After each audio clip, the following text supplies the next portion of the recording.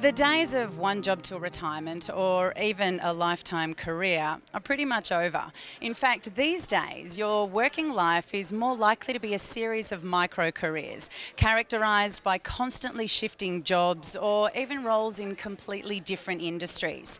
At today's WA State of Innovation Summit on Creating the Jobs of the Future, we explore the career fields that will be in high demand in the future and the types of skills that you need to take advantage of them.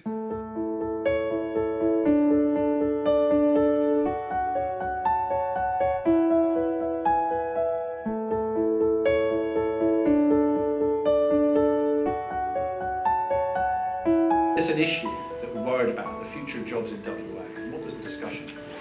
Oh, well, I think everyone's always concerned about employment and particularly unforeseen changes.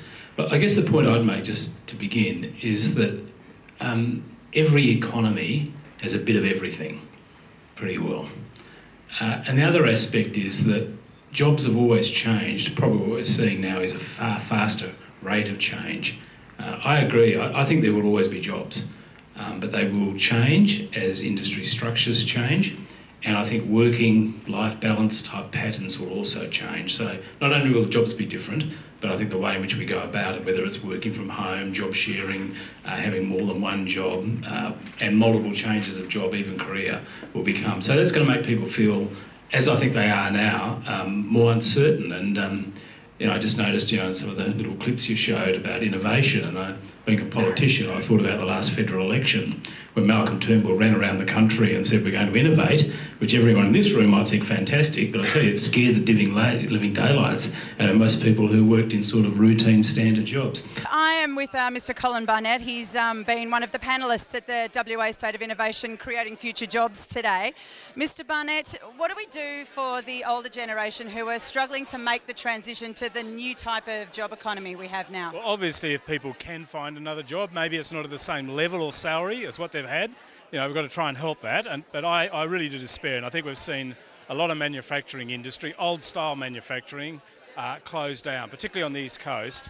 And for someone, man or woman, who's perhaps in their late 50s or 60, very hard, realistically, to retrain. I think that's a big social issue we're seeing playing out, and as has come up today, a real problem for women. Off the population, because it scares the bejesus out of them. In terms of your question, I think one of the keys there is that it relates to our education system and the sort of training that goes on. And you use the word creativity, that's fine. I'd probably use a word like conceptual thinking skills. And I think that's got to be reflected. And some of the things that we routinely learn in school, I guess go back, reading, writing and arithmetic.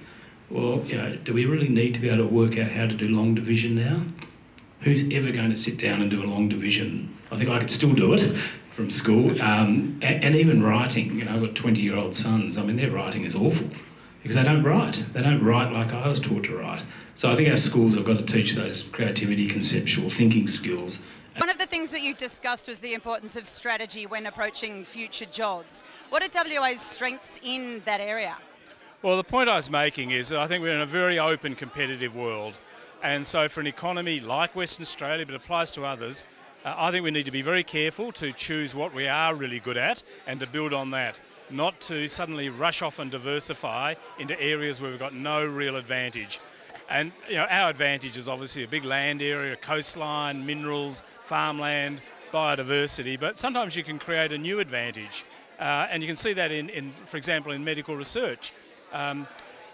Fiona Stanley and Telethon and the Child Health Institute is an example of a brilliant individual that's created a strength for us which has world recognition. Ian Constable in eye care, another one.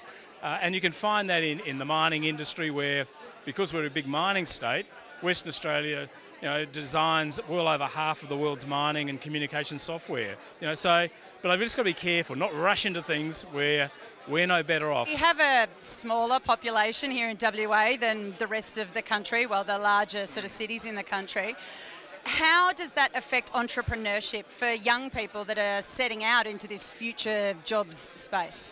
Well, I think the plus is that Western Australia has a history of being entrepreneurial, and I think that's a function of our isolation, and there's a bit of a can-do attitude that's always been part of our culture. So that's the positive. I think the negative is that we have only 2.5 million people. So if you're developing some new product or some new app or whatever it might be, there's not necessarily a big local market for it. And the unique thing about Western Australia is our market predominantly is international. And the big businesses have done well in that.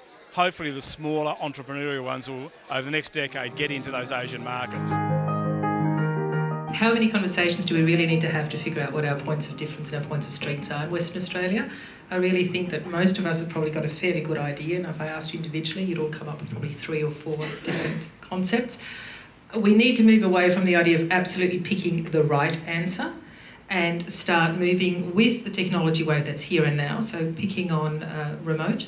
We are very good at that. We have proven it. We are known internationally for it, and yet we haven't created a narrative around it. I am with Pia Turchinov from Women in Technology Western Australia. Thank you very much for joining us today. My pleasure. You spoke a bit about the importance of narrative in there when you were on the panel. Can you elaborate on the importance of narrative in the future job space? Absolutely. I think we focus a lot on the technology of jobs in the future, and yet fundamental to that is still the narrative, the communication, the story.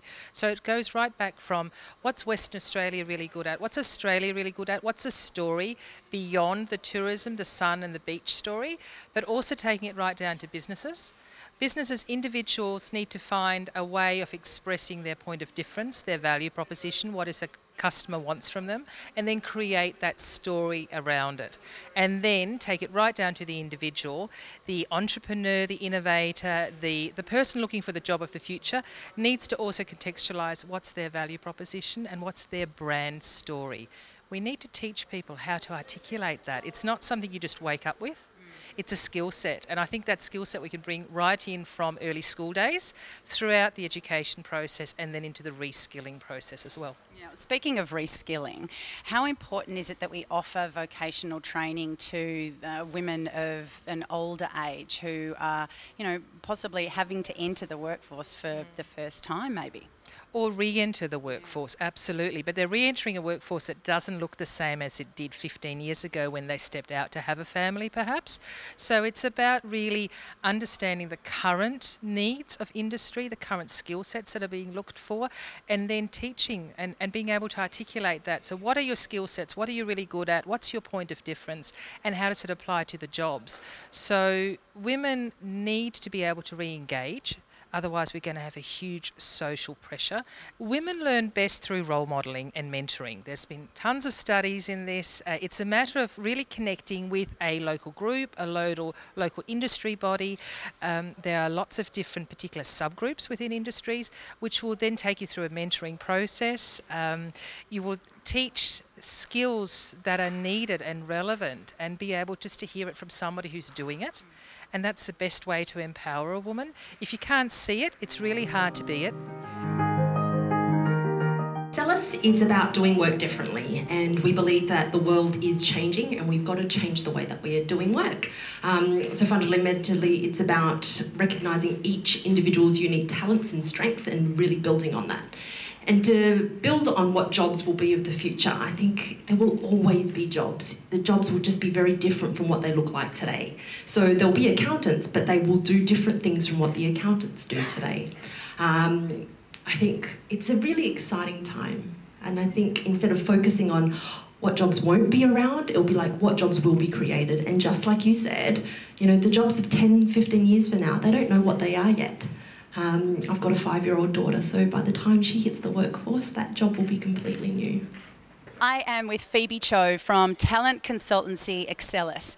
Phoebe, thank you for your work today on the panel. It was amazing. I really enjoyed listening to you speak. I'm very interested in your take on talent versus skill set in terms of, finding work and people entering the workforce.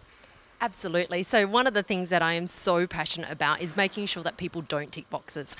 I find so many organisations, when they recruit, they are looking for experience, they're looking for qualifications, they're looking for someone who's fundamentally done that job for somebody else. But but why? Because the minute you get them, they're going to want to leave within a period of time. It's going to be new for a while, and then they're going to get bored. So what I like to do is I always look for talent, and I also recruit for fit. So look for the organisation, look for the type of person that you want to work with, and see where they can go. So definitely something I'm super passionate about is recruiting more so for talent than skill set and experience. Yeah, that's great. That's good news for a lot of people, I think.